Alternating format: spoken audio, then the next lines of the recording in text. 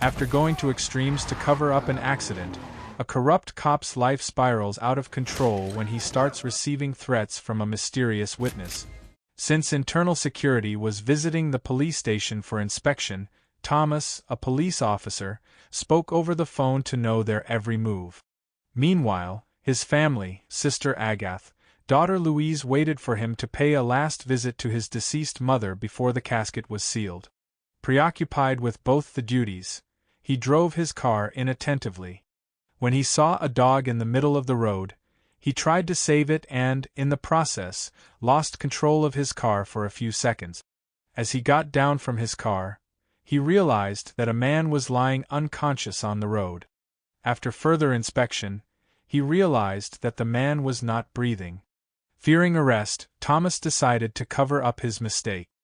He carried the body and kept it in the trunk of his car. But luck was not on his side. As he tried to rush, the police stopped the car to inquire. With no license document or police badge, the policemen became suspicious of Thomas. But later, they learned that Thomas was a lieutenant and allowed him to leave.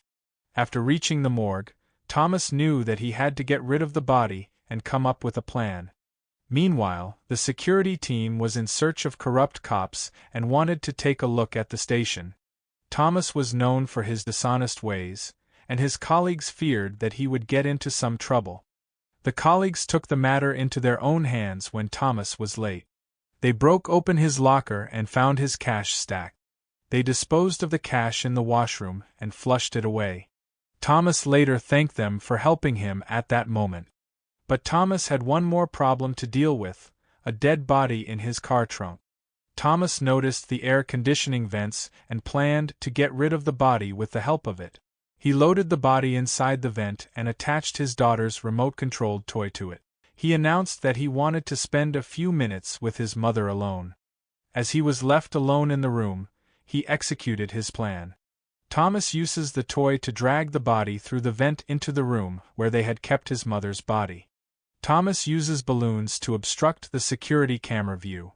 Even with all the troubles, he managed to take off the nails from the coffin and place the body next to his mother's body. He placed the nails back and tidied up the room. Just when everything was in order, a dead metal ringtone started ringing from inside the coffin. Thankfully, the phone stopped ringing when the man in charge entered the room. His mother's coffin was finally buried in the morning, and with it, Thomas could finally breathe an air of relief. Back at the station, Thomas and his partner Mark are assigned to look for a missing person, Barcelo. It is the same guy whom Thomas hit with his car. They find the street where a car accident was reported. The traffic police say that they have the surveillance footage from the camera on the street. Fortunately, the camera angle didn't capture the accident or what happened later. But Mark still figures out the car. The brake lights went on, which was involved in the crash. Unfortunately, just when he thought he had gotten rid of the problem, he started receiving calls from an unknown number. The voice on the other end knew of the crime Thomas committed and threatened him with his knowledge. He later learned, when Merelli walked into Thomas's office and slapped him right across the face. He later says that it was a case of mistaken identity, that the man in question was the head of the narcotics department, Merelli. Merelli wanted Thomas to get him the body. Thomas was caught in a larger conspiracy that he was not aware of. He was afraid of putting his family in danger, and that is when he decided to do whatever was asked of him. Mark finds evidence from a traffic camera that establishes that it was his car involved in the accident with Barcelo that night. Merelli was taking advantage of his position and misusing his power. He started a business with the drugs that the narcotics department seized during searches. Instead of destroying the drugs, Merelli and Barcelo started a booming business. They sold drug-infused alcohol at private clubs that got the consumers addicted to it. As the business grew, so did Merelli's popularity among the players. Just then, Barcelo sold all the drugs to the Albanians without the knowledge of Merelli. This made Merelli furious, and he started murdering the men who betrayed him. That included his business partner, Barcelo, whose was found by Thomas. When the police started investigating the case of a missing person named Barcelo, Thomas tried to study the victim better. He was curious to learn why Merelli wanted Barcelo's dead body. He pursued a man whom Barcelo was in touch with, and who had called him 20 times since his death. The guy tells Thomas everything under interrogation. When he retrieved the body from the burial ground, he realized that the body had wounds from gunshot.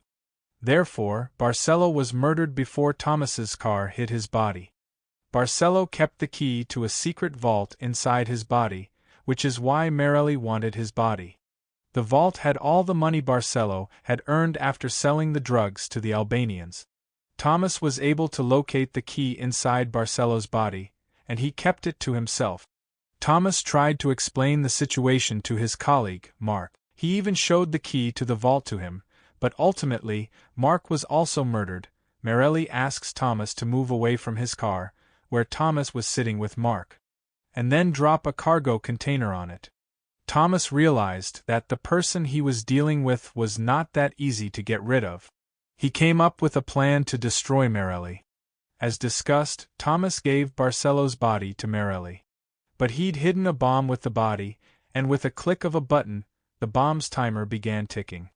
As soon as Merelli started to drive, the bomb blasted, but Merelli was not killed. With his burnt face, Merelli was set to destroy Thomas for betraying him. As the men fought, Thomas pulled the trigger of his gun, and Merelli was shot dead. Thomas was arrested and brought in for interrogation, but the police department decided to bury the case as it would create a bad impression on the entire police force. Thomas left the police force and gave his severance pay to Mark's wife.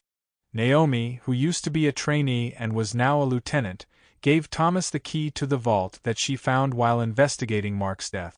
All's well that ends well, and with the key to the vault, Thomas now had a room full of drug money that Barcelo had hidden.